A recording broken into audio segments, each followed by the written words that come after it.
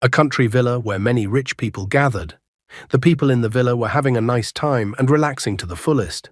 One man in the courtyard of the villa was passing by the swimming pool. Suddenly he noticed something. The man crouched down near the pool and began to gaze. At that moment, someone grabbed the man by the collar and pulled him straight into the pool. Then, many people emerged from the pool. The commander told everyone to get out of the water and take their positions. A bald man was sitting and resting nearby. He noticed the oddities going on and immediately grabbed his weapon, telling everyone to show themselves immediately. However, the bald man was eliminated rather quickly. The rest of the bandits reacted lightning fast, grabbing their weapons and preparing to defend themselves from the enemy's attack. As soon as they ran out of the villa, a light and noise grenade flew towards them. Covering the bandit as a shield, the Special Forces members rushed forward. They had the bandits in their sights, and they were not organized. However, one of the bandits had taken cover on the other side of the villa. He did not go into a frontal attack, but came from the rear and tried to attack the Special Forces. The man failed, as the Special Forces commander ran up to him and deftly knocked him out. He twisted the man's arm and then easily eliminated him. The perimeter was cleared, so he ordered the snipers to take up their positions. The man was the senior instructor of a special unit, Manhwa. The remaining bandits took refuge in the villa, but because of this, they found themselves trapped and their escape routes cut off. Therefore, one by one, the Special Forces eliminated the gangsters. 10 minutes later, a message was received that the main target had been eliminated. The man informed the others that a helicopter with reinforcements would arrive in 30 minutes. The captain sat down and rested at the villa. Just then, a subordinate ran up to the captain with a bottle of wine in his hands.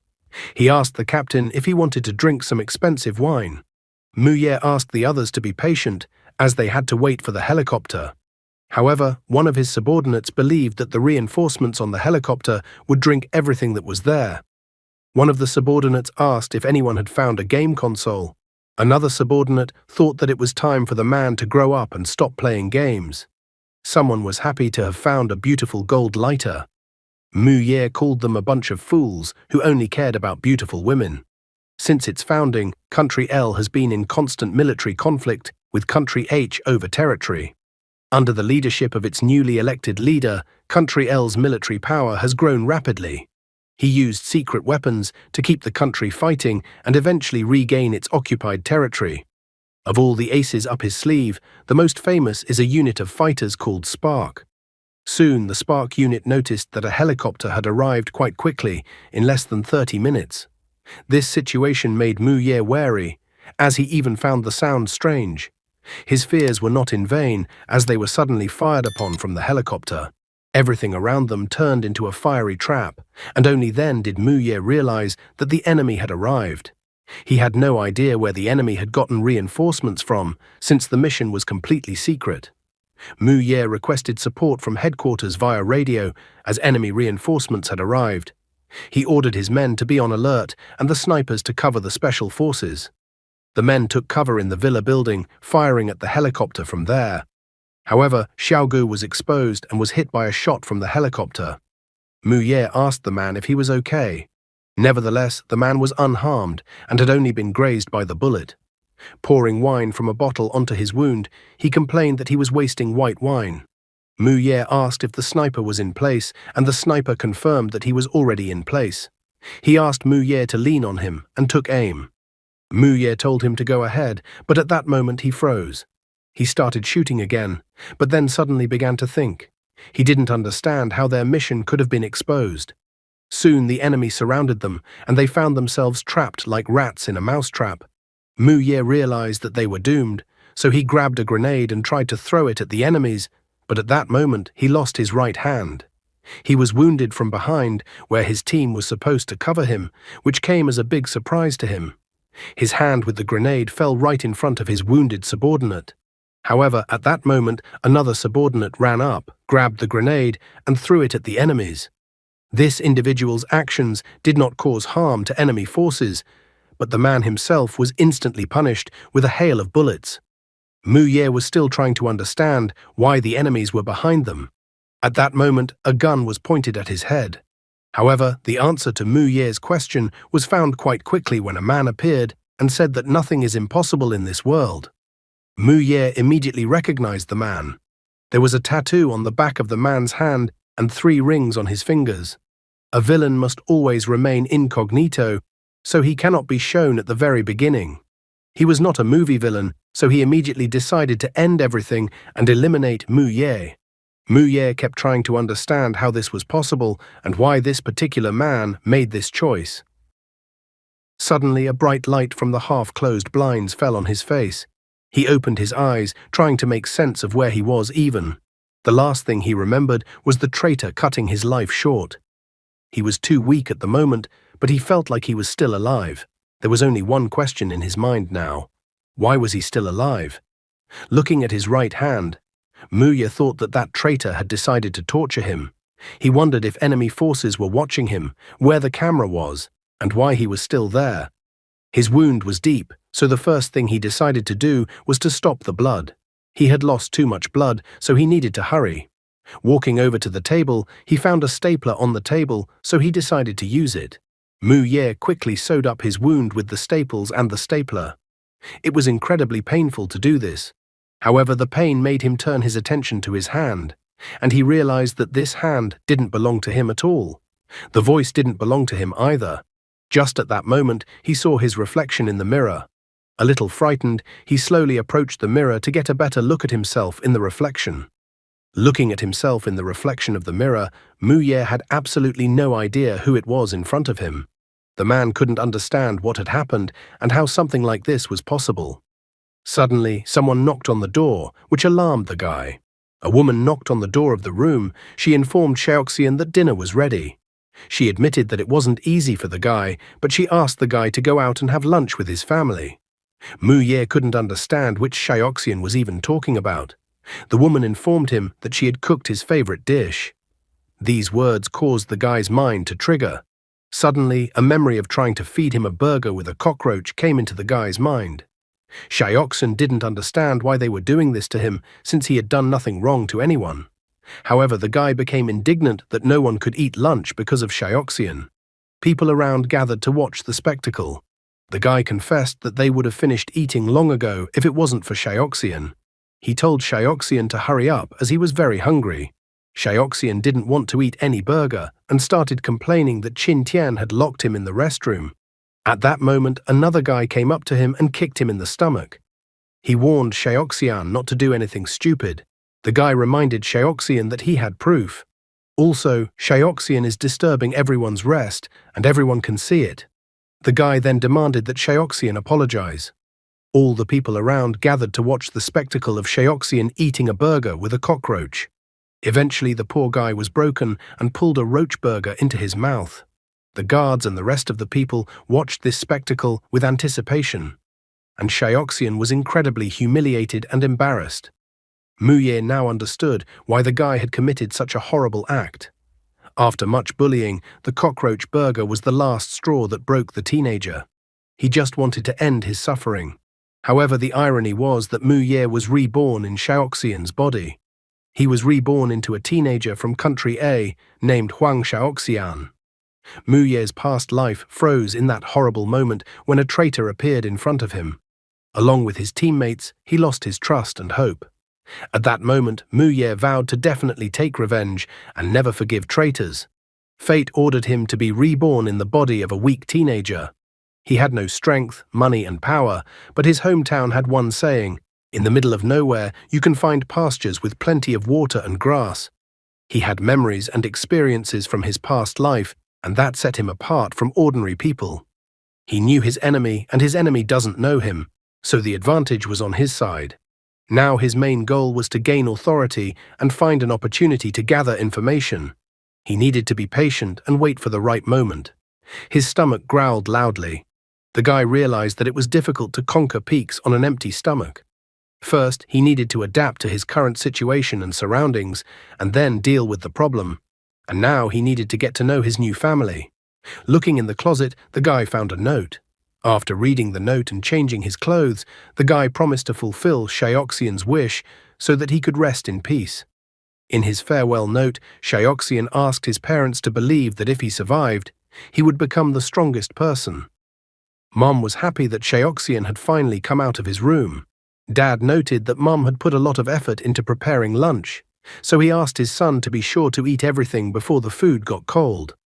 The new Shaoxian did not argue and was going to eat everything. He looked closely at the man and woman who were Huang Shaoxian's parents. Mu Ye never had parents. Looking at the food, the guy was surprised that they ate this every day because this food smelled much better than in a cafe. However, using chopsticks was incredibly difficult for him. He couldn't understand how people in Asian countries could eat with chopsticks at all. As soon as he ate the first bite, he was incredibly delighted. Chinese cuisine was so rich and delicious to him. Mum tried to ask why the guy was acting this way. However, Dad stopped her, reminding his wife that their son might not have eaten in a long time. And besides, they had already experienced something similar before. Mom agreed with her husband. The most important thing for her was that her son was healthy, which finally gave her peace of mind. She often brought food to Shaoxian's door, asking him not to forget to eat so that he could study well. One day, Shaoxian told his mother that he would no longer be attending the academy. His mother became concerned and attempted to determine whether he was having difficulty studying or if something else had occurred. Shaoxian was unable to disclose what had happened to him, so he simply stated that he was ill. While her son was eating, his mother noticed his arm was wrapped in bandages. She admitted that since her son had been attending the Mountain Hawk Academy, he had been coming home covered in bruises. She was about to bring up the fact that someone was beating her son, but the new Shaoxian interrupted her, saying that it was because of military training. The parents tried to find out if their son was getting along with his new acquaintances and classmates at the academy. His mother tried again to find out if her son was being bullied, but Shaoxian cut her off again, saying that everyone was very kind to him. His mother was so happy to hear that her son was doing well because she had been very worried about him all these days. The guy asked his mother not to worry about anything because he would repay his new acquaintances with the same attitude they showed him. 2 days later, the guy went back to the academy. Since he had inherited Huang Shaoxian's life, he had also inherited all of his grievances and desires. He called out to one of the passers-by and asked her where his dormitory was. The girl was very surprised. She didn't even understand why this disgusting guy was behaving this way. Meanwhile, the blonde man was lying on the bed playing with his phone. He complained that he had lost the game again. Shaoxian entered the room, thinking that the pests would never understand their mistake unless they were taught a lesson. As soon as he entered the room, he closed the door behind him. He loudly announced that he was back. The guy addressed everyone, calling them losers. He even asked if they were surprised that he had reappeared. The blonde man was delighted because, after losing the game, he was looking for someone to take his anger out on, and the guy came to him himself. He approached Shaoxian and asked where the guy had been for the past few days and whether he liked the burger. Glancing at his bed, Shaoxian noticed that the blonde man had made a mess of his bed. Mu Ye considered Huang Shaoxian a fool because such nobodies would never treat him well. The blonde man was outraged by the tone the guy used when talking to him. Besides, he had only thrown a little trash on his bed. Coming even closer, he asked what Shaoxian would do to him for such an act. The blonde man told the guy not to mention the ruined bed, otherwise he would come to his house. However, Shaoxian did not listen to the blonde man's tirade of insults and simply punched him in the chin. He remembered that there was a saying in the East, "When raising children, don't spare the rod." The blonde man instantly lost consciousness from the blow to his chin. The others began to protest that the guy had attacked their beloved Qin Tian. Shaoxian took up a fighting stance. He understood perfectly well that in terms of physical fitness, his current body was too weak. However, as a former military man, he knew that the most powerful weapons in the human body were the elbows and knees. So he began to use his elbows and knees to attack the remaining opponents in front of him. The guy believed that if you used your elbows and knees, even a weakling could prevail against a stronger opponent. All of his opponents were lying on the floor, unconscious. The guy ran his hand back through his hair and declared that from that day forward, none of Huang Shaoxian's offenders would escape retribution. Some time ago, a guy was running around the stadium. The instructor blew his whistle, signaling that everyone could line up. All the runners were incredibly exhausted.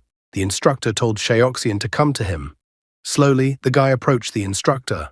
However, at that moment, the instructor suddenly hit him so hard that the guy's legs buckled. He asked him sternly why he was lagging behind at the very end. The instructor complained that the guy should be ashamed of himself, as even the girls had overtaken him. Shaoxian explained that he had already told the instructor that he had had a fever yesterday and his body had not yet recovered. However, the instructor told the guy to shut up. He said that flu season was long over, so the guy shouldn't use that as an excuse. The instructor believed that the guy had no desire for self-improvement but had time to come up with excuses. The guy wanted to say that he was telling the truth, but the instructor grabbed him by the hair and told him to stop making excuses. Suddenly, the instructor hit the guy again with his left hand with all his strength, while the others watched happily. He said that the guy's hair was too long and that he looked like a girl. The instructor believed that the guy's father had simply failed to teach him properly, without explaining what a real man should look like. He even started insulting the guy's father. Then the instructor said that special training for first-year students at the Mountain Hawk Academy was a tradition that had been upheld since the school was founded. He believed that this tradition should be taken seriously because it could affect the final grade at the end of the year. The instructor even announced to everyone that they could end up like the guy kneeling in front of him if they didn't try hard. Huang Shaoxian tried to understand why the others were always bullying him, why he had become a victim. Returning to reality, the new Shaoxian understood perfectly well that the guy had simply been used as an example. He believed that this was a common disciplinary practice among the military, but he disagreed, considering such a method cruel towards ordinary students. Shaoxian's memory began to return, but he still had some gaps. He felt as if all this had happened to him personally. He needed time to learn about Country A and gather information, otherwise he might get confused and do something rash. As he continued jogging, the guy became even more aware that he had a very frail body and that training would take a long time. Suddenly, he stumbled and almost fell face first onto the asphalt. Nevertheless, he managed to stay on his feet, but sadly noted that his coordination and reaction speed in his current body were also not in the best condition. In the end, he decided to meet with the instructor on Monday. As soon as he returned home, his mother opened the door for him. She thought that Shaoxian had forgotten his keys at home, since he couldn't open the door himself. Her son confirmed her guess. His mother noticed that he had been leaving home early lately. She wondered whether her son was training or what he was doing at all. The guy confirmed her guesses again. In fact, he felt sorry for his mother, who didn't even know that her son was dead. A lucky Special Forces soldier had been reborn in her son's body. However, this was irreversible, so he had to accept it and move on with his life. He decided to talk to his mother. The guy told his mother that he was interested in a small town. The saying about the sandbar made a huge impression on him. People who don't know how to climb will eventually die. He was grateful to his current parents for giving him a second life, but he had his own worldview. The guy noted that he was already an adult, which meant it was time for him to learn to climb on his own. Mom and Dad were happy to hear such words from their son, because not long ago they had been very worried about him. Nevertheless, in his thoughts, he promised his parents that he would take revenge on all the bullies who had once hurt Shaoxian. October 21st, the last day of the annual exams at the Mountain Hawk Academy. The instructor sat in the classroom and watched videos of female students he had filmed while they were running. Thanks to his micro camera, he was able to capture what he considered to be amazing footage. The man thought that the work had been done to the highest standard, so if he edited the videos he had received a little and sold them on the internet, he would make a fortune. He watched the videos and admired the girls. But suddenly, Shaoxian came into view, ruining the whole shot. He couldn't understand how such a flawed guy had gotten into the best video. The man even noticed that he should thank the guy because thanks to him, he was going to move up one step higher on the career ladder. Otherwise, with his resume, he wouldn't have been able to get into Dasheng. The man was thrilled because he believed that Shaoxian was his lucky ticket. One day, Qin Tian heard that the man wanted to get a job as a security guard at Dasheng. He even laughed at the man, saying that he was talking nonsense. The man admitted that he understood everything. He knew that Dasheng's security guards were retired Special Forces soldiers, so of course he couldn't compare to them since he was just an ordinary police officer. Qin Tian noted that since the man understood everything, he couldn't just let him go. The man believed that the guy needed to return to training for first-year students at the Mountain Hawk Academy, as the academy's director attached great importance to the closed training program for first-year students. He also emphasized that the program was a key factor in the end-of-year evaluations. The man noted that he understood perfectly well that Qin Tian did not like others encroaching on his freedom and comfort, so he did not want to restrict Qin Tian in any way. However, Qin Tian asked the man rhetorically if he was capable of such a thing. The man immediately assured the guy that he did not dare to doubt his abilities. Nevertheless, he noted that in this way, Qin Tian would avoid unnecessary risks and trouble. He suddenly even admitted that he had some connections in the criminal district of Sicheng, so if Qin Tian needed any contraband, he would definitely get it. The man even shared that he could get red pills if Qin Tian needed them. Upon hearing about the red pill, Qin Tian was surprised. He immediately noticed that the man was a good guy. The man began to shower him with compliments again. Qin Tian finally warmed up to him. He said that his older brother was responsible for Dasheng's security, and he never got along with him. Therefore, he made the man an offer. If the man could get him the red pill, he would put in a good word for him, and maybe he would be accepted into the Dasheng security team. The man was delighted and said that if Qin Tian helped him join Dasheng, he would give him not only the pill, but also his life. Qin Tian decided to test the man's loyalty after he said those words. He pointed to Xiaoxian and told the man to beat up the guy who was studying with him in special training. The man thought the guy was Qin Tian's enemy, but Qin Tian admitted that he simply didn't like the guy's hairstyle. Returning to reality, the man noted that the guy was simply unlucky to become the target of a scoundrel. And then he continued watching the video with the girls. At that moment, someone knocked on the office door. The man pulled on his cap and tried to turn off the computer. He couldn't understand who could have come to the office at noon. As soon as he asked the person knocking on the door to come in, Xiaoxian entered. The man immediately thought that it was wrong to talk about people behind their backs, but after all the bullying he had endured, he didn't think the guy would ever come back to school. However, he noticed that the guy looked completely different from before and had even changed his hairstyle. Xiaoxian stared intently at the man and began to size him up. He saw a man in front of him, about 35 years old, about 180 centimeters tall, weighing approximately 85 kilograms. The man's figure was relatively proportional, with excess fat, weak shoulders, a slow gait, and a steady posture. The guy assumed that the man was completely unprepared. In addition, he noticed that the man had a habit of holding his belt with his right hand, which indicated his military past. The man's hands were rough, possibly from training. According to his assumptions, the man did not have a high level of physical fitness. The man asked why the guy was looking for him. Judging by the thickness of the man's left arm, the guy assumed that his left arm had been pulled back. There were no bullet marks on the man's arm, so he decided to rule out artillery.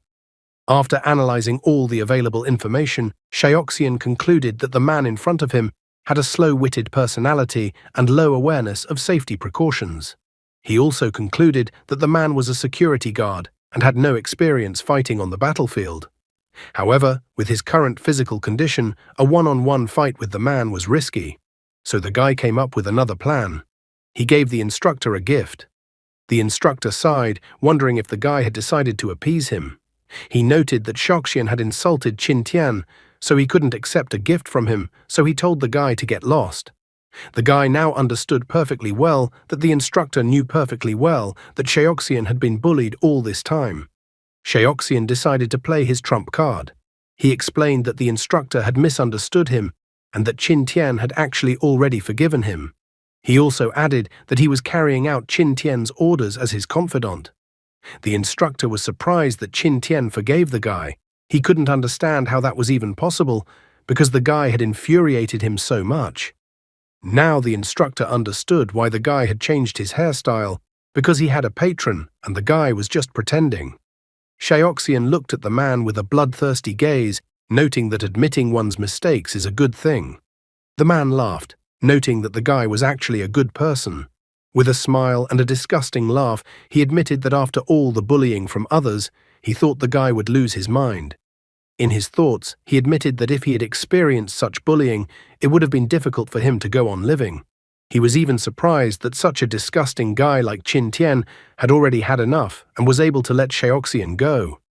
Xiaoxian thanked the man because the situation was resolved thanks to the instructor's words that if they weren't good enough, they had to become better. So he decided to give him a gift and hoped that the instructor would accept it as a token of gratitude. When he saw the box, the instructor was shocked, because the guy was handing him a pineapple 16, which had just gone on sale. He had stood in line for 11 hours, but was unable to buy it. The man happily took the pineapple 16, saying that there was no need for thanks, and that he was just doing his duty as an instructor. The guy paused and noted that he had been asked to ask the instructor one more question. The man relaxed completely and asked what question he would like to ask. Meanwhile, the guy had already made a lightning-fast move. For 2 days, he had been tormented by humiliating and unbearable memories of Shioxian. He saw the instructor watching Shioxian's suffering with an intriguing expression on his face. The man's face seemed to say that Shioxian was to blame for everything. Shioxian died because of all this suffering, and no one understood anything. The guy asked only one question: why him? And then he kicked the man between the legs with his right foot. Shioxian kept asking why such a weakling accidentally encountered the spawn of hell. However, the guy sadly stated that Shioxian would never know why he became the scapegoat. At that moment, at Shioxian's house, his mother dropped an egg from a bag onto the floor. She even complained that the bag seemed to have torn. The woman felt sorry because she had spent so much time on it. His mother was worried about Shioxian, wondering if he had taken the phone she had bought him. The man was shaking because the blow was incredibly traumatic. He was angry that the guy had done that. However, the guy was not going to stop there, but rushed towards the man and hit him in the throat with his left hand. Then he struck the man in the face with his right knee. He believed that even a weakling like him could strike such vulnerable spots. However, he did not consider this to be the most important thing, because the key step was to catch his opponent off guard. Then he struck the man in the face again with his right foot. At that moment, the computer turned on, and the guy saw what the man had been looking at all this time. The man cried out in alarm, telling the guy not to come closer. He asked if the man could answer his question right away. The guy asked the man not to rush, as he was not hurrying the man, but wanted to listen carefully to what the man had to say. Meanwhile, Qin Tian was in the hospital. His mother asked her son not to overexert himself, as the doctor said he had a mild concussion. However, the guy didn't seem to have been taught good manners by anyone, as he told his mother to shut up. Reading what was written about him, the guy was angry that all kinds of scum dared to say nasty things about him. After all, in the past, they wouldn't even dare to sneeze in his direction. His mother continued to ask her son to calm down, reminding him that the doctor had told him to stay in the hospital. She asked him not to be angry with her, as she was worried about him. But at that moment, he suddenly saw a published photo taken while he was unconscious. The guy immediately flew into a rage, threatening to find everyone who dared to say a single negative word against him. His mother was surprised to see her son like this and tried to calm him down. However, the guy was clearly not a model of politeness, as he told his mother to shut up immediately or he would shut her up himself. Tears welled up in his mother's eyes at such harsh words directed at her. The security guard standing outside the door of the room heard his mother even happily announce that she had ordered his favorite turtle soup for her son, so the son could eat it if he wanted. However, Qin Tian once again continued to yell at his mother, telling her to get out immediately. However, his mother still didn't leave the room in tears. At this moment, the girl asked her colleague if the second son of the Qin family had always been so spoiled and behaved so disgustingly. The man did not answer her question.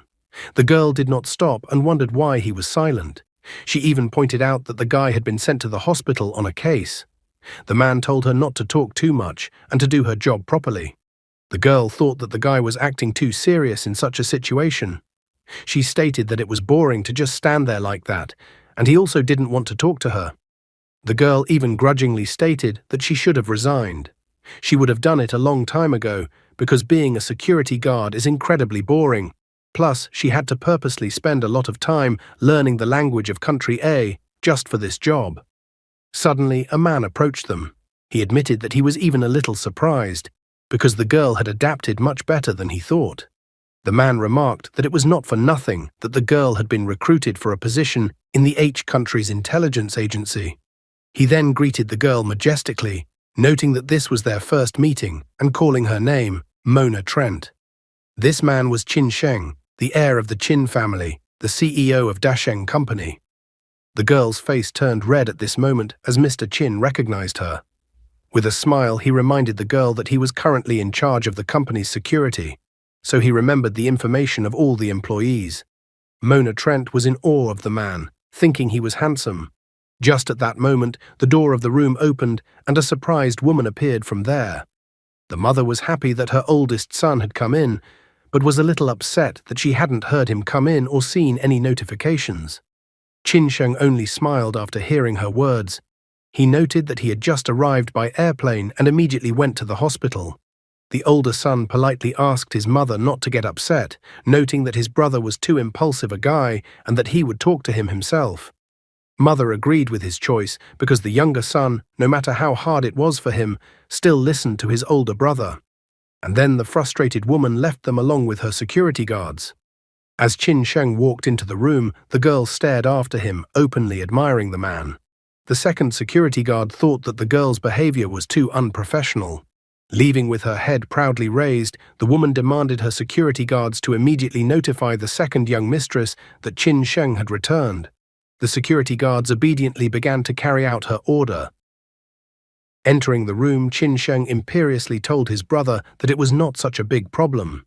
Qin Tian was no longer so vindictive and did not dare to insult his brother as well as his mother, but sat silently with the look of a beaten dog. Standing up near the wall, Qin Sheng asked not to be blamed for engaging in moralizing his brother. He politely reminded his brother that his brother should treat his elders with respect. After all, it wasn't easy for his mother to raise him. He then firmly announced that he would speak meekly and to the point, as there were only 10 minutes for their conversation because he had a business meeting to attend. Sitting down on the sofa and taking off his glasses, Qin Sheng imperiously pointed out that before he left, his brother claimed that he would be running the 26th district for 2 years. However, a month later, his brother ends up in the hospital. Qin Sheng became curious to know what caused his brother to be hospitalized. He even pointed out that Qin Tian had another 9 minutes and 30 seconds to go. After he said that, Qin Tian felt a terrifying aura emanating from his brother, and he was incredibly scared. Meanwhile, outside the door of the room, Mona Trent was surprised that ever since Qin Sheng entered the room, then Mr. Cranky Child had gone quiet. It even struck her that maybe something had happened that she was starting to get a little worried about. The second security guard didn't respond to her questions in any way. Suddenly, she wondered if Mr. Qin Sheng would like her. She even wondered if he liked sweet or spicy, since she liked spicy. The second security guard pointed out to her again that Qin Sheng was her employer, so he asked the girl to stop fantasizing about silly things and better not to flirt with Qin Sheng until she knew his true nature. The girl, on the other hand, confessed that she actually knew Mr. Qin Sheng very well. She knew that at 17, he had become the lightweight Sanshu champion in Country A, and at 18, he had been listed as a participant in the Youth World Games, and at 21, he had won the Mixed Martial Arts Super League lightweight gold belt. According to her information, over the next 2 years, he participated in 57 different mixed martial arts bouts in the middleweight division. He did not suffer a single defeat and became a new star in the fighting arena, becoming known for each. However, at the age of 23, due to the extra attention, he announced that he was retiring and disappeared. She was not aware of what Qin Sheng had been doing for 6 years, and when he reappeared, he was already attending the Dasheng Company's award conference as the 4th largest shareholder. The public at that moment thought that the reason for his return was to inherit the family business. However, it was aware of something that few people knew. Almost no one knew that a year earlier, Qin Sheng had started to rule the murky 26th district. He had become the underground king of the 26th district. Suddenly, a voice behind her said that she seemed to have heard of him. Qin Sheng smiled, reminding the girl that they were former intelligence officers and should protect their employer's privacy. The second security guard immediately thought that Qin Sheng did not leave on his own, but that he was forced to leave. Mona Trent was so surprised by Qin Sheng's sudden appearance in front of her that she thought it was as if he was a cat, since she didn't even hear a sound. However, Qin Sheng decided to politely ask her for a favor. He needed her to study one person.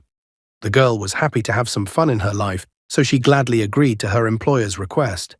Qin Sheng informed her that he would send her detailed information by message and then informed her that he had to go.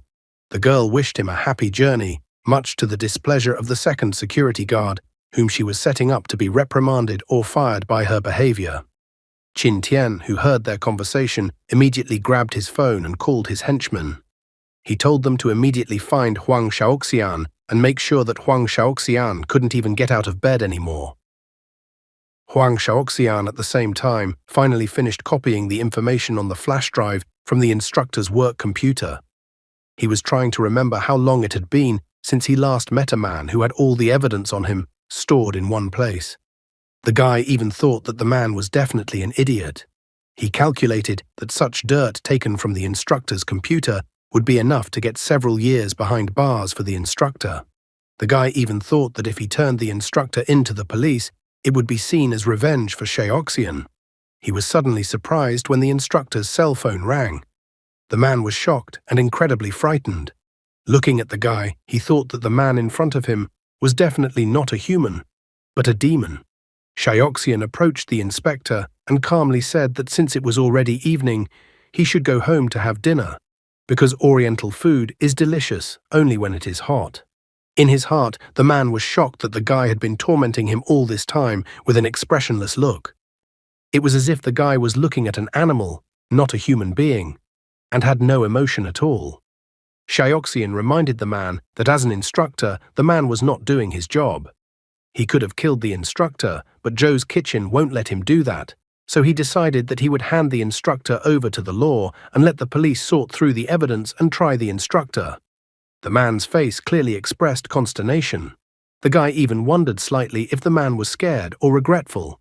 However, he recalled that the man should have thought of this earlier when he condoned the bullying of one of the students. A cold sweat appeared on the man's face when the guy stated that he forgot to settle some more matters. So he quickly addressed a question he had wanted to ask the man for a long time, especially after the dirt that was on the man's computer.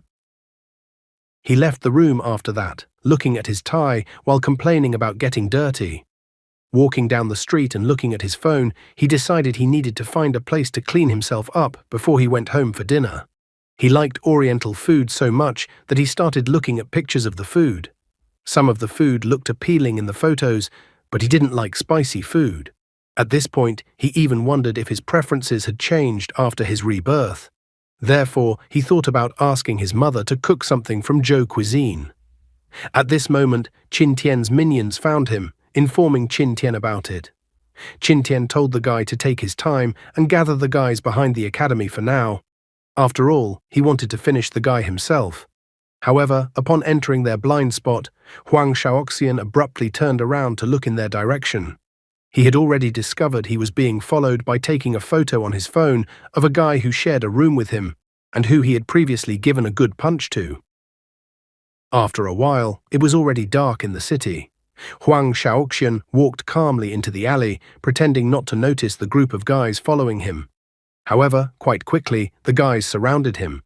Staring at the leader of the group of guys, Xiaoxian decided to psychologically crush his opponents. He said that he was surprised that they came back so soon, reminding them that he must not have beaten them up badly enough last time. The guy even directly asked if Liu Lian had forgotten what happened in their last encounter. Liu Lian thought he was a tough guy, so he told Xiaoxian not to show off because Xiaoxian had attacked him sneakily last time. He was about to say that if it wasn't for his sneak attack, he would have easily dealt with him, but Xiaoxian told him to keep his expression down. Xiaoxian then pointed Liu Lian to his neck. Liu Lian abruptly remembered what happened to him last time. He became enraged, declaring that this time the guy would definitely be a dead man. Huang Xiaoxian even chuckled, calling the guy by his name again. Liu Lian is consonant with the word train, as if he lacks training and is weak. This kind of ridicule made Liu Lian incredibly furious. He rolled up his shirt sleeves, insulting the guy and threatening to tear him to pieces. The other henchmen cheered Liu Lian on. They asked Liu Lian not to hold back, believing that the guy should eat a cockroach burger as a treat for his insolence once again.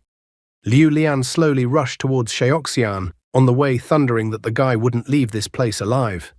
Mona Trent was standing quietly on the balcony of one of the nearby houses, wearing a hoodie and cap as if trying to hide her appearance and face. She had a perfect view of Huang Shaoxian's confrontation against Qin Tian's henchmen. However, considering Qin Sheng's previous request, she had to call him. What would Mona Trent do at Qin Sheng's behest? And will she just stand by and watch the guy's legs get broken, or will she do something about it? Mona Trent was telling her boss that the person the boss had asked her to follow was in a bit of trouble. She wondered to the boss if she should intervene in the situation. Qin Sheng inquired what exactly had happened. The girl explained that Qin Tian's friends had surrounded the guy. She remembered them since she had seen them before.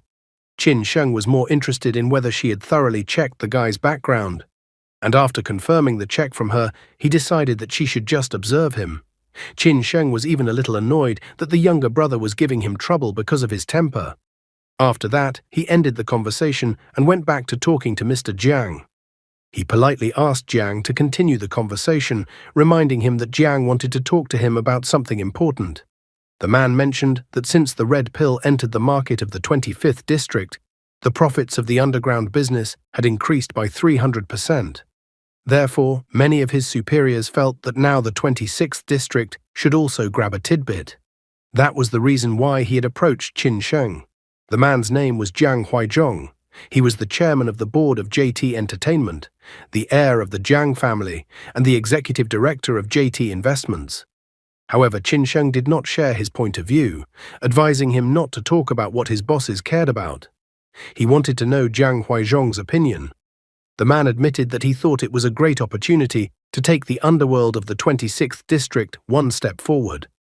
After listening to him, Sheng admitted that the profit of 300% from this event was indeed attractive, but he still continued to insist that the 26th district should be completely clean of any pills.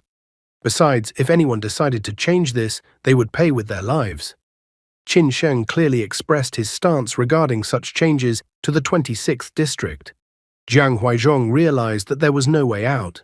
He asked Sheng not to look down on him since they had been friends for so many years. He finally understood Sheng's position and said that he would convey Qin Sheng's opinion to the boss. He added that he would tell them that Qin Sheng had decided that they should enjoy life and when they got old, retire and not get involved in anything. Qin Sheng accepted his answer and then got up from the couch. He said that he had to go already as he needed to attend the wedding reception of the mayor's daughter. Jiang wanted to see him off, but Sheng refused, reminding him that Jiang still had important things to do and he would find his own way. The girl standing near the door politely said goodbye to Qin Sheng. As soon as the door closed behind Qin Sheng, Jiang Huizhong stared thoughtfully at his desk. In the same instant, his face creased with anger. He then started throwing objects that came into his hand. He was incredibly infuriated that Qin Sheng dared to insult him like this. The man didn't understand how Qin Sheng even dared to take up space in his territory. Jiang thought that the guy was just a retired boxer, so was obligated to respect him. After all, he was the one who should actually become the underground king, not Qin Sheng. Jiang promised that sooner or later he would tear Qin Sheng to pieces. In a fit of anger, he even threw a chair towards the door, and the chair hit the door next to the girl. Not paying attention to the frightened girl at all, he told her to get out of his office as he was in a bad mood right now. Meanwhile, the hooligans who supported Liu Lian continued to push him to beat up Huang Shaoxian. The guy only smiled as that was exactly what he wanted to do. He remembered that martial arts said that to attack the heart was to attack the mind. Therefore, the best way to defeat a person was to piss them off. Liu Lian was Qin Tian's #1 henchman. He often bullied Shaoxian, so it could be said that he was Shaoxian's direct offender. The guy estimated that the target's height was 190 centimeters, weighing around 100 kilograms. Shaoxian's height was 174 centimeters, and weight was 51 kilograms. Does he even eat at all, or is this classic anime height and weight that is as far from reality as possible? The guy realized that Liu Lian was twice as big as him, so in reality, if he was a normal person, it wouldn't give him a single chance of winning this confrontation. Based on his observations, Liu Lian lacked boxing posture and did not have the usual pace of boxers. So he concluded that the guy in front of him did not have any fighting skills. Paying attention to his wrists, he noticed that they were swollen. He could also smell the faint odor of alcohol that came from Liu Lian. The guy was well aware that at this moment Liu Lian had poor self-control, was quick to get irritated and extremely emotional, and did not have any resilient mental qualities at all. After analyzing the information about Liu Lian, he concluded that the probability of him winning was quite high. At this moment, Liu Lian swung his right hand, which was his dominant hand. He then made a turn to the left, and his speed was greatly reduced, so his body was discoordinated. The leg kick towards the guy was not high enough, so the guy didn't even feel threatened, but only noticed that Liu Lian's flexibility left much to be desired. All this time he continued to analyze Liu Lian and easily dodged his punches. Liu Lian became highly irritated after noticing that the guy was so agile and that he couldn't hit him. Xiaoxian noticed that Liu Lian was using his right fist again, not making any changes in his movements at all. The guy came to another conclusion that Liu Lian had poor concentration and low IQ. Xiaoxian and Mona Trent simultaneously thought that the guy was most likely using a classic triple left-to-right front kick. Mona Trent even thought the triple punch was too boring. Liu Lian approached the guy again and swung his huge arm. Xiaoxian easily dodged his punch and then attacked with his left hand on the elbow of Liu Lian's right arm. Liu Lian tried to realize what had even happened, but at that moment, Xiaoxian hit him with his right hand right in the neck. Liu Lian started waving his arms around haphazardly, trying to hit the guy with his fist. However, the nimble Xiaoxian easily dodged his punches, and at the right moment, he struck Liu Lian's throat with his right hand. Liu Lian once again felt the pain that he did not expect today. Xiaoxian didn't listen to him at all and only thought that the strength of his current body was still too weak, so he was going to train more. Liu Lian continued to swing his arms haphazardly, trying to hit Xiaoxian. At this moment, he noticed another attack from Xiaoxian. Therefore, he figured that Xiaoxian wanted to snap his neck, so he wasn't going to let Xiaoxian do this to him. Liu Lian covered his throat with both hands. However, that was all Xiaoxian wanted to do. After waiting for the right moment to attack, he went on the offensive. Xiaoxian swung his right leg and kicked his right knee properly between Liu Lian's legs. Liu Lian did not expect this at all. The monstrous pain brought tears to his eyes. The other guys felt this blow that cold sweat appeared on their faces. They all thought that the guy had used too dirty a technique. Even Mona Trent thought that the guy used a dirty hold. However, she was surprised that he had won. She now realized that all his previous attacks were just for this control strike. The girl even internally praised him, noting that he was incredibly smart. Squirming from the pain between his legs, Liu Lian fell to his knees. Still writhing in pain, he struggled to utter his words, promising that he would get the guy even from under the ground and then use his own hands to send the guy to the other world. However, Xiaoxian didn't end there. Swinging his briefcase properly, he hit Liu Lian's face with it. Liu Lian immediately fell to the ground and lost consciousness. The girl was surprised that the guy knocked out a healthy guy so easily with a single blow of his backpack. She even thought the guy was carrying bricks in his backpack. The other guys were outraged, thinking that Xiaoxian could only attack sneakily. However, they did not expect that after knocking out their leader, Xiaoxian would rush straight towards them. Instantly, he came at them and started beating them one by one. Some were hit in the stomach, some in the shoulder, some in the head. He pretty quickly straightened out half the guys who had originally arrived to beat him up. The guys who stayed on their feet were amazed at how he was able to knock out so many guys with a few moves. One of the guys advised the rest of the guys not to be afraid, because Xiaoxian is one guy and there are many of them. But at the same moment, Xiaoxian stared at them like a tiger at its prey. He reminded them that it is often said in Shazhou that if you see a tiger showing its teeth, don't think it is smiling. After that, the guy reached into his backpack and grabbed the handle of some object. The other guys were startled, their faces instantly covered in copious cold sweat as they realized Xiaoxian had a hammer. Everyone who was on their feet instantly rushed out, thinking that the guy was definitely crazy for carrying a hammer. Looking at the unconscious guys lying there, he thought they were nothing more than rabble. After all, if they were even a little bit braver, it would be incredibly hard for him. Nevertheless, his original goal was accomplished. The most difficult problem had been solved, but now there was still one more problem left. After that, he informed the girl that he had noticed her a long time ago, so he told her to come out. The girl even gave him a round of applause at her appearance.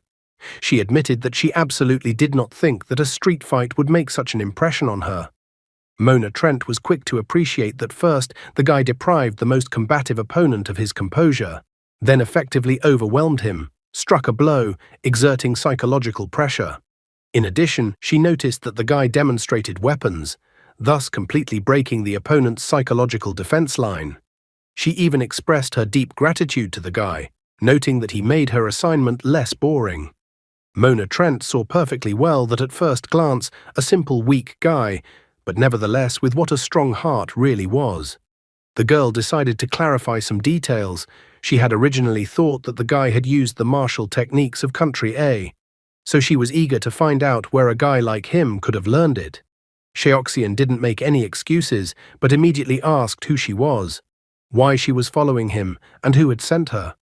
The girl also knew how to annoy people, so she told him that if he wanted to know the answers to his questions from her, he had to fight her first, and if he won, she promised to tell him everything. Just reborn, and already he was attracting unwanted attention from those who should never have known of his existence. Meanwhile, Sheoxian's father went to the nearest market to buy groceries. He needed mutton, eggs, rice, soybeans, black pepper, Sichuan pepper, and butter. After a second's hesitation, he also remembered that he needed radishes.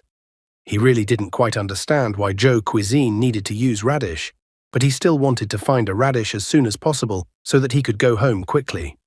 Glancing at his phone and flipping through messages from his wife, his father watched his wife throw memes at him. He needed to get home as quickly as possible, as his wife was already expecting his son, as his son was finally feeling good lately. After he paid for his purchases, he wondered why his son was interested in Zhou cuisine. After all, when he was a child, his son had diarrhea and vomiting after bringing food from Zhou cuisine. At the same time, in one of the alleyways of the city, Mona Trent said that if the guy lost, he would have to answer her questions. She asked if he agreed to her terms and also called him by the name Huang Shaoxian, which made the guy even more wary of her. After that, Shaoxian began to examine his opponent. In front of him was a girl about 165 centimeters tall, weighing 60 kilograms. The girl's figure was proportional, trim. She had good body coordination. At first glance, the girl's current pose was casual, but the guy managed to notice that her eyes were looking at him, her opponent, uninterruptedly. So he considered her confident and cautious. He wondered who she was and why she was interested in him. If it wasn't him she was interested in, then why was she looking for something on Huang Shaoxian? Mona Trent remembered that the guy was a punching bag until 2 weeks ago. Therefore, she was extremely curious how a person could change so much in such a short time. In addition, she noticed that the guy was using long-forgotten combat techniques of Country A. However, the guy was most interested in the girl's eyes and that they were red. He remembered that red eyes were a distinguishing feature of the people of Country H. After that, he threw the hammer on the ground. Then he stood up in a fighting stance. He didn't understand why the girl in front of him now was interested in Sheoxian. Even so, he didn't want to get too carried away with the girl until he did his own investigation. Mona Trent was a bit surprised when the guy got into a fighting stance because she expected that the guy was planning to use ancient skills to strike. Therefore, she even asked for the guy to demonstrate his skills, as she was eager to learn them. After saying that, the girl went on the offense and attacked the guy with her right hand. Sheoxian thought her movements seemed too fast, but instantly realized that he was the one who was just that slow right now. Sheoxian focused all his attention on the girl. As soon as her fist touched his, he noticed that the girl was incredibly strong. Mona Trent also noticed that the guy had a damn good reaction time, but she couldn't understand how the guy had gone from a punching bag to his current level in such a short time. The girl wasn't going to stop there, however, and ducked down and struck the guy with her left fist. Getting into a defensive stance, the guy made attempts to defend himself from her blows. During those few seconds, he noticed that the girl's movements were incredibly clean and precise, and that the force of each of her blows was like a splash of water. The girl was assessing the guy as well, noting to herself that the guy was very calm and held his defenses under her continuous attacks. She wondered if they would continue on like this. She also wondered if the guy would continue to stand in a defensive stance. The girl couldn't wait to see all the skills the guy had mastered. so she only intensified the attack with a hail of blows from her fists. As an experienced Special Forces officer, he appreciated that the girl had excellent speed, strength, and skill, so he realized that she had definitely undergone professional training. Because of her eyes and skill, the guy thought that maybe she was a retired H-country soldier. Tired of such attacks, the girl asked what the guy was really trying to accomplish, since he was still holding a defensive stance. The girl tiredly stated that guys like Shaoxian make girls bored, and then she tried to use her right leg to attack. However, that was all the guy wanted, so he dodged her leg kick, and then tried to attack the girl with his right fist. Mona Trent immediately took a defensive stance, inwardly mocking the guy because he thought that she would go on the attack. Now she couldn't wait to feel the guy's strength. But against her wishes, the guy just dashed through her, leaving the girl surprised. He then grabbed his hammer that was lying on the ground and threw it at Mona Trent. She totally didn't expect the guy to do that to her. Mona Trent tried to cover her face with her hands from the hammer, while the guy was already running away from her as far as possible. Getting hit with a hammer thrown by a guy in her direction, the girl was incredibly pissed off. However, she noticed that the guy caught the moment she switched from attack to defense and then backed off. She realized that the guy had thrown the hammer at her just to get away from her. Mona Trent was angry that the guy dodged her attacks, threw the hammer at her, and then took it and just ran away. Only now did she realize that the backpack, the hammer, and the escape route were on the same line, which meant that the guy probably originally wanted to avoid a fight with her, but she wasn't going to let him go that easily. The girl was incredibly angry that some high school kid was able to fool her like that. She really wanted to catch him and get all the details from him. At that moment, she noticed that the guy suddenly stopped at a corner and thought that the guy had hit a dead end, which meant she had a good chance to catch him. With the reaction of a tiger, the girl tried to catch the prey standing with its back to her. In a flash, she tried to wrap her arms and legs around his neck, complaining that the guy dared to run away from her. Climbing up to his neck and making a grab, the girl informed him that his plan had failed. Now she was curious to see how the guy would get out of his current predicament. In the same instant, the guy realized that she had used the Telfar technique. The Telfar technique is a combat-unique technique of the H-Nation's intelligence service, Moonblade. The technique is used so that the opponent sits on his target's shoulders and, using his arms, chest, and hips, applies all-around pressure to the target's neck. The Telfar technique requires an extremely high level of the opponent's coordination, inner strength, stamina, physique, and physical attributes, so it was a very difficult combat technique to control. No one but agents of the H country's intelligence unit could use it because a person's neck would break in a second. The Telfar technique is a brutal and forbidden technique that is mainly used in contract killings. It is almost impossible to get free from it. Therefore, the guy assumed that the girl was most likely from Moonblade, but he didn't know why she was following an ordinary student named Huang Shaoxian. In addition, he realized that the situation was out of control. The guy told her to get off his neck immediately, but the girl was having fun, so she wondered if the guy would admit defeat already. She even stated that she had just started abusing him yet. However, earlier, the guy didn't just stop for nothing. Suddenly, the man asked the guy who it was with him. With sadness in his heart, the guy noted that neither bullying, nor mercenaries, nor anything else. None of this would have made him feel as depressed as he did now. As it turned out, the surprised man who was wondering who the girl next to the guy was turned out to be his father. Mona Trent was studying the guy's file, so she instantly recognized that the guy's father was in front of her. Shaoxian calmly informed the father that she was his classmate, and then he asked the girl to let him go so that he could resolve the awkward situation. Mona Trent only smiled, sensing the opportunity. She got off the guy's neck and grabbed his hand, saying a polite hello to his father. She informed him that her name was Mona and that she was the guy's girlfriend. The father was incredibly surprised, so completely unaware of her existence. The guy's face was covered with cold sweat, as he too had not expected the girl to play such a card.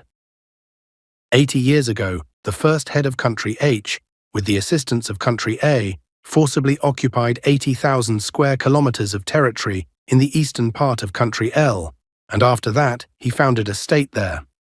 They believed that they lived on divine land, and that their territory had been founded from time immemorial, due to the writings in the sacred texts of the Moonflower cult. For decades, Country H had invaded the territory of Country L and persecuted its people. Her territory had also expanded from 80,000 square kilometers to 250,000 square kilometers. Even though the enemy was small, the people of the country did not stop resisting. The army called the Righteous Army was born from the flames of war. They gave their lives to protect the dignity of the motherland. One day, they even managed to defeat the alliance of countries H and A. Among them, the Spark Special Unit, which was known as the #1 Secret Service organization in the world, and which fought against the Moonblade of Country H, performed particularly well. As a result, they managed to behead the Prime Minister of Country H. Currently, countries H and L are in a stalemate, just like Spark and Moonblade. At this moment, the former Moonblade agent and the former Spark senior instructor were sitting and eating at Huang Shaoxian's house. Suddenly, the husband and wife looked at each other and communicated with just a glance, instantly understanding each other. Father was the first to address Mona, causing her to look away from the food. The father apologized to Mona as they did not prepare properly, as they did not know that she was coming to them. He also admitted that they didn't know what kind of food she preferred, so he wondered if today's food was good for her to eat. The mother also informed Mona with a smile, just like the father, that this was the first time she had cooked something from Zhou cuisine, and she didn't think their son's girlfriend would join their dinner. She even admitted that she was quite nervous about it. Mona smiled and asked the guy's parents not to worry, noting that their serving of food was so good that as a native of Country H, she couldn't find anything objectionable about the food. The girl confessed that she never thought she would be able to respond to such delicious Zhou cuisine outside of her homeland. The woman was so happy that her face even turned red, and she advised the girl to eat more in such a case. The father was surprised that his wife fell for the sweet talk of his son's girlfriend so easily. Coughing, the father pointed out that since Mona was from Country H, it meant that she had to work hard to settle down abroad. Therefore, the man admitted that he was a bit curious how the girl met Shaoxian, since the latter had never mentioned that he had a girlfriend. At this moment, the girl stared intently at the guy. The guy sitting next to the girl was also extremely curious to know this detail of the story from her. He was well aware that no one knew that he had been reborn, so he was extremely curious to know why the organization was interested in Huang Shaoxian. In the end, she informed him that looking back, she thought that their meeting was fate. After that, the words just flowed out of the girl's mouth. She said that it was summer vacation in her senior year of high school and that she had accidentally walked into a gallery. In the gallery, one painting caught her attention. It was the scenery of Country A. At that moment, she decided to move to A country to see these landscapes with her own eyes. Later, when she had already begun her studies in this country, she visited the art museum on campus, and again came across the same painting she had seen earlier. She immediately recognized the painting, but when she realized that the original was in front of her, she was shocked. For the author of the painting was a student of Mountain Hawk Academy. After reading the information about the painting, she learned that the guy's name was Huang Shaoxian. Mother instantly recalled that Shaoxian had drawn this picture in the 2nd grade of middle school. The father even confessed that only because of this painting, the guy was accepted into Mountain Hawk Academy. The brilliant actress's face even turned slightly red when she stated that she couldn't believe that the author of that painting was a guy her age. The girl even confidently stated that the guy is a real talent since childhood. After analyzing what he had just heard from the girl, the guy even began to speculate that maybe they had somehow found out that he had been reborn after all. But he immediately discarded this theory because in this case they would eliminate him immediately, because he was at the top of their list of people to eliminate. Mona went on to say that when she left the museum, she immediately found the class Shaoxian was in, and when she met him, she expressed her admiration for him, and that's how they became friends. However, the guy noticed that the girl was holding a cell phone with some information about Huang Shaoxian. Therefore, he assumed that there was a good chance that their target was not him, but Huang Shaoxian, but now he was even more curious as to why the organization could basically be interested in a guy like Huang Shaoxian. In addition, based on the girl's behavior, it could be deduced that her goal was not to kill him. Looking at the information about herself on her phone, the guy found that Huang Shaoxian's information was quite rudimentary. By this point, Mona had finished her story, noting that shortly after they met and became friends, they decided to start dating. His mother was so happy to hear such a sweetly false one from the girl who pretended to be her son's girlfriend. She admitted that she was always worried that Shaoxin might not like girls. Mona tried to convince her that all the fears of the guy's mother were unfounded. She said that he was a very good guy and that there was no other guy like him who was as talented and gentle as he was nowadays. The guy noticed that all the conversations revolved around Huang Shaoxian, so he was even more curious about what the girl was investigating. He even thought for a moment that Huang Shaoxian had some secret identity that he couldn't recall from the guy's memory yet. At this moment, his mother couldn't stand it and confessed that they used to worry for a long time because of the guy's mild temperament. And she also confessed that lately her son had been coming home with injuries all the time. But he explained it to his parents with military training. So still concerned, Mother asked the girl if she could tell her if someone was bullying her son at the academy. Mona was surprised to hear such words from the woman. She could understand why the guy might have been faking it at the academy, but she didn't understand why the guy's family didn't know about the guy's abilities. Shaoxian was now a little panicked that the girl was about to tell his family everything he would have liked to keep quiet about. Still surprised, the girl said in an incomprehensible tone that the guy was actually very strong. She wanted to talk about how the guy had recently beaten up some guys. However, at this point, instead of saying that he beat up the guys, she reported that the guy made some guys feel good about themselves. She changed the ending of her sentence as she felt a murderous aura emanating from the guy towards her. Shoving his forkful of food into his mouth, he was relieved that just a little more, and the girl would have told everything about him. But he was even relieved that the girl had a rather keen perception of the murderous aura. His mother didn't quite understand what the girl meant. Then, a little perplexed, Mona added that the guy had won the guys over with his gentleness, and that they were now friends. After that, she stared at the guy intently, not understanding how an academy student could have such a strong murderous aura. In the end, she thought that she was just imagining it.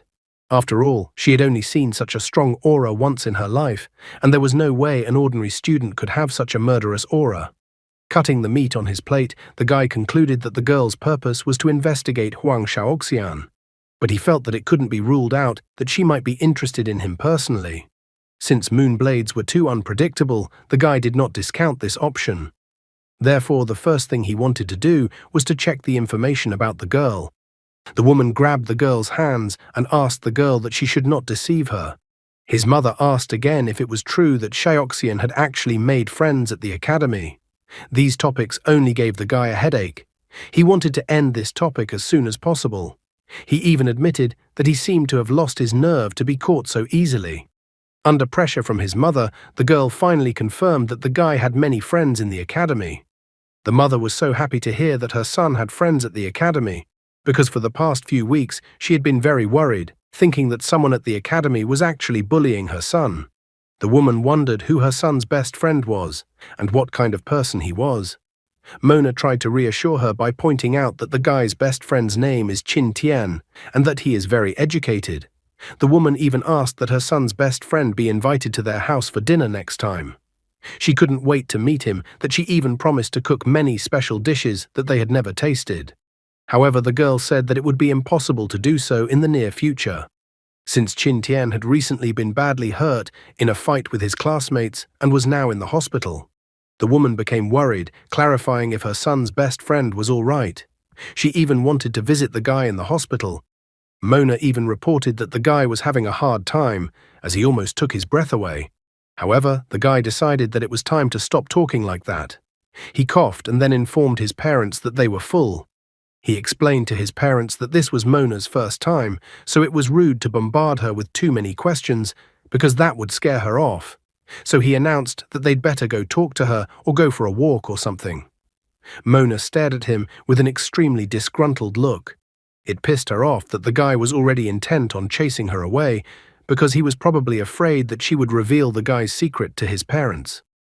At the same moment, his father and mother only glanced at each other and immediately understood each other.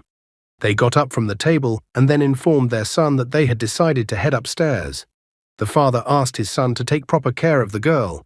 Mother, on the other hand, asked Mona to come to them more often and make herself at home. What were his parents up to? And what will Mona report to her boss Qin Sheng? As soon as his parents moved away from the table, Xiaoxian was glad that this awkward conversation was finally over. Now he could relax while Huang Xiaoxian's parents were not around.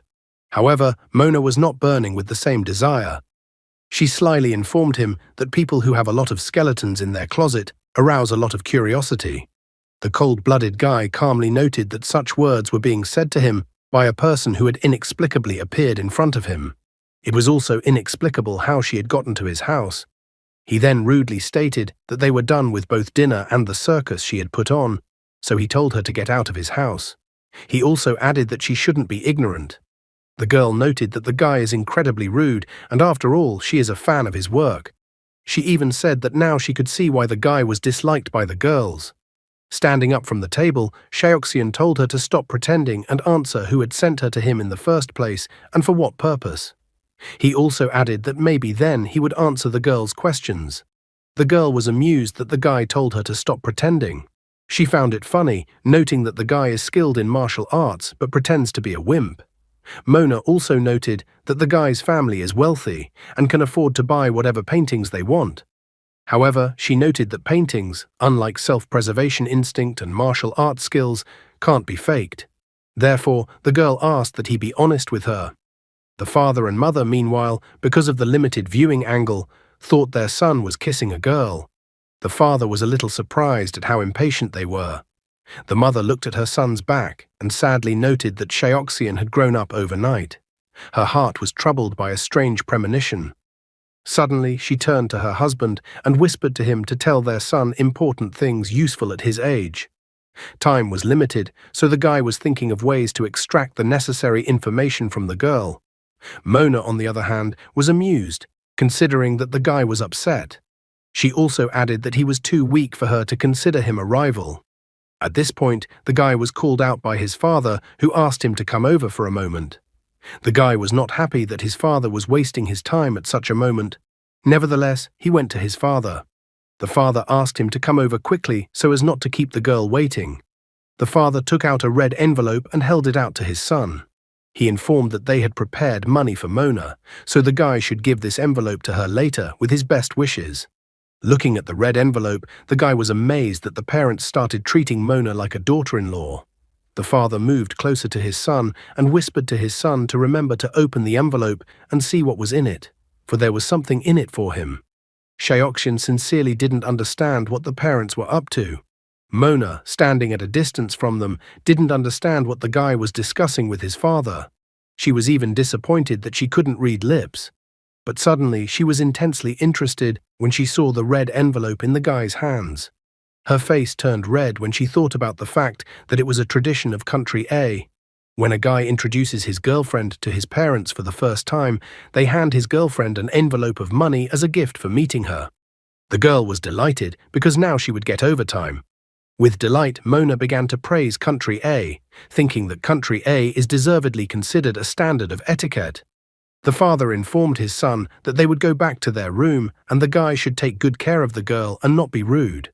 Returning to the joyful girl, the guy in his thoughts asked his parents not to worry, for he would take care of the girl properly and that even politeness would not be needed. He remembered that there was an old saying in Shazhou, "If you want to hunt a tiger, take a pack of hyenas with you." Walking up to the girl, the guy put the red envelope into the back pocket of his pants, asking the girl not to even look at the red envelope, and then told her to leave the house with him. The girl was dumbfounded by what she saw. She was enraged with the guy's actions, stating that the money was meant for her. However, he besieged her by asking her if the money was definitely meant for her. He reminded her that the money was being given to his girlfriend from his parents, and Mona was not his girlfriend. Before the upcoming hunt, he needed to be sure of the strength of the hyena's bite. Mona was extremely displeased, noticing that the guy seemed to want to anger her, and she wouldn't fall for stupid provocations like Liu Lian's foolishness. He went on the attack at her, noting that he didn't know if she was going to pull out her country 8's writing from her pocket and declare that he was her boyfriend, and that his parents were her parents, and that his house was her house. He couldn't wait for the girl to show her true colors. He even pointed out that after all, they had been parasitizing other people's territory for decades and still maintained a cult of expanding their territory, aka God-given land. The girl was shocked by his words. In a flash, she tried to attack him, but the guy managed to catch her arm. He noticed that there was something strange in the girl's actions. The guy realized that he was probably mistaken, and the girl was not one of the Moonblades. The girl began to shower him with insults, noting that he had too long a tongue. Since childhood, he had been involved in military training in Shangzhou, the so-called meat grinder. Therefore, his perception of danger and killing intent was never wrong. Country H, a country that combines political and religious worldviews. All the people of this country are adherents of the Moonflower cult, including Moonblade's agents. Over the years, he had researched this organization and came to the conclusion that all of its members, up to the third generation, were religious fanatics. And the girl who was in front of him now had no intention of killing him. When he insulted her country and their Moon Bible, which is considered sacred in the cult, the girl maintained her equanimity. Mona only grinned, noting that she didn't know what the guy was up to, but advised him to back off before it was too late. Pulling her cap back over her head, she declared that she wouldn't tease him anymore, and thanked him for tonight. The guy couldn't be sure of her identity, but the fact that she wasn't a cult follower was a proven fact. Eventually, the guy decided to find out directly who she was and why she was following him. But the girl shrugged it off again, thinking that if the guy knew too much, he wouldn't sleep well. Pulling on her jacket, she said goodbye to him, noting that they would see each other again, and then left his house. Xiaoxian realized that it was too presumptuous to conclude that she was a Moonblade agent just because of Telfar's technique. Now he didn't rule out that other units might have learned Moonblade's battle techniques, and he was just confused by the girl's red eyes. However, he realized that he could not relax, for even the closest person could betray. He installed an automatic alarm system that goes off every 40 minutes. But luckily the girl left, otherwise the police would have surrounded the house in a few minutes. The guy knew very well that he was too weak at this point, so such a precaution was simply necessary. He then summoned Pineapple's assistant and asked it to upload the video and restart the timer. The assistant reported that the voice print verification was successful. So the assistant reported that the video had been uploaded to his personal cloud and the automatic alarm was restarted, so the remaining time was 40 minutes. He was only in no real danger as long as his real identity was not revealed. Opening the door of his room, he decided that it didn't make any difference whether the Moonblade girl was from Moonblade Girl or some other organization, because Huang Shaoxian's mediocrity was to his advantage. It was his best cover from his enemies at the moment. The guy realized that he could improve, gather information, and fulfill the death wish of the real Huang Shaoxian. So he wanted to start implementing his plans as soon as possible. His current main trump card was experience and foresight from his previous life. He was well aware that the girl's appearance could not be ignored, as she was overconfident for a reason. As he counted the money from the red envelope, he thought that the girl was gathering information about him for some good reason, and wouldn't just stop. He wondered if their next meeting would be fateful. The guy decided that the next time he met her, he would have to prepare thoroughly. Walking down the street, Mona Trent was very cheerful. Holding a red envelope in her hands, she couldn't hide her curiosity. She was extremely curious about what secrets the guy was hiding. Not yet realizing that Xiaoxian had taken the money from the red envelope, she opened the envelope. The girl teased the guy, hoping that he wouldn't be too upset if she opened the red envelope.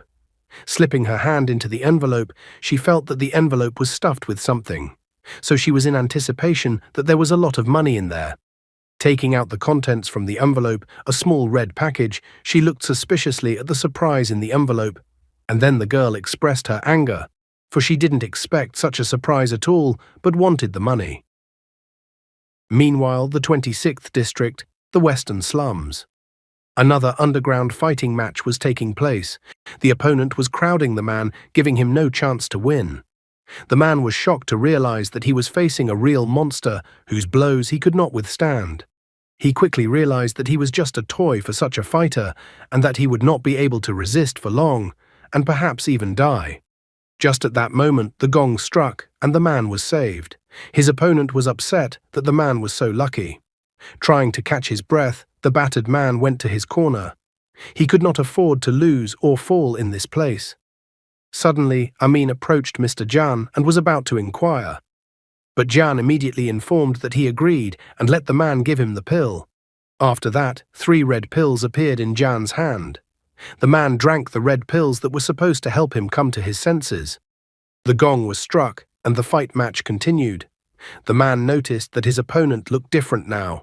Jan rushed toward his opponent like a demon. The man tried to defend himself against his opponent's blows, noting how fast Jan had become. He was startled by Jan's sudden power, but because of that, he missed a direct hit with his opponent's fist right in his face. After that, Jan grabbed his opponent's face with his hand. In an instant, he had his opponent down in the ring. And then Jan, like a demon, began to furiously beat up his opponent, who was so defenseless. Some of the spectators present at the match were amazed by the terrifying power that emanated from Jan. Zhang Huizhong, sitting in the VIP box, was ecstatic.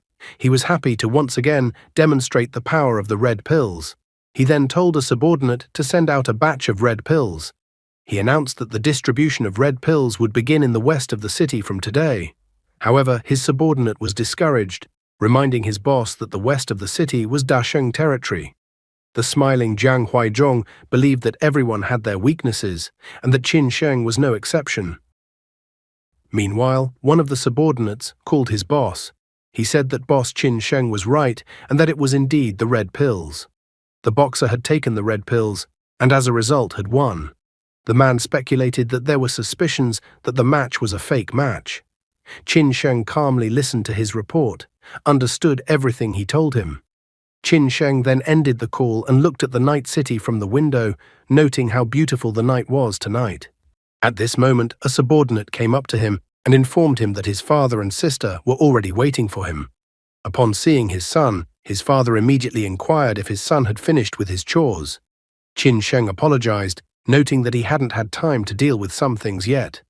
His father assured him that he shouldn't worry so much, as they already have a lot of things to do. So the more burdened his son was, the more he could rest. He even laughed saying this.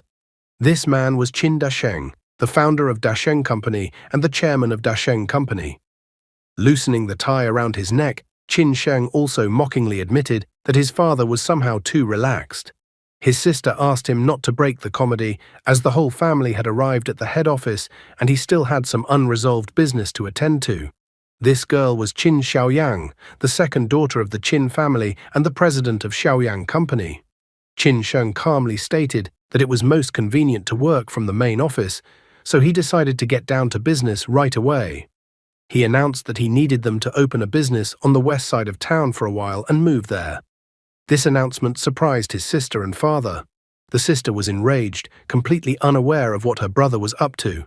She reminded him that her casino in the west side neighborhood had just been discovered, and he was demanding that she move back there so soon.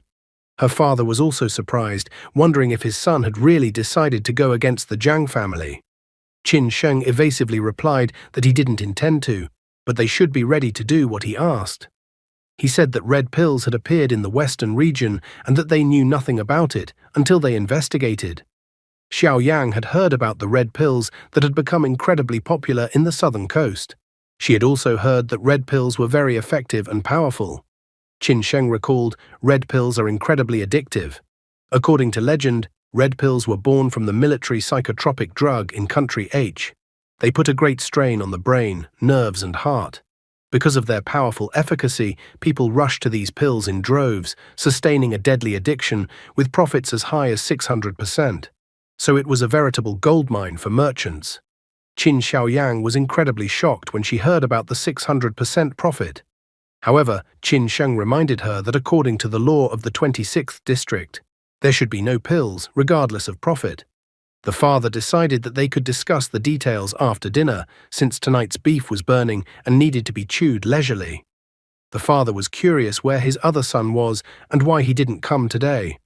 Qin Sheng then informed the father that his mother told him that Tian was not feeling well today, and he was resting. The father was surprised that his son didn't tell him anything about it. He wanted to know if his son was okay. However, the son reassured his father by pointing out that some young people don't change, and then asked that the father not to worry about his younger son. What will Qin Sheng do in such a situation, and what trump cards does Jiang Huaizhong have, and what will Xiaoxian manage to find out? What is Qin Tian up to?